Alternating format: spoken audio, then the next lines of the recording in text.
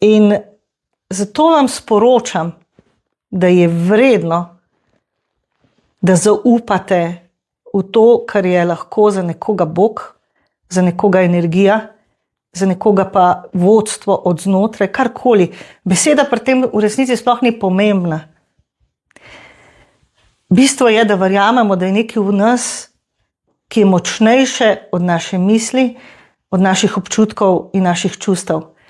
In veliko ljudi, s katerimi sem v stiku v zadnjih dnevih ali pa v zadnjem obdobju bolj rečeno, mi govori o tem, da doživljajo zelo veliko različnih preizkušenj in da so te časi res naporni. In jaz se s tem strinjam, zato pa tudi vas zelo spodbujam, da verjamete v sebe in da tukaj v sebi najdete tisto vašo, res vašo iskro, to vašo luč.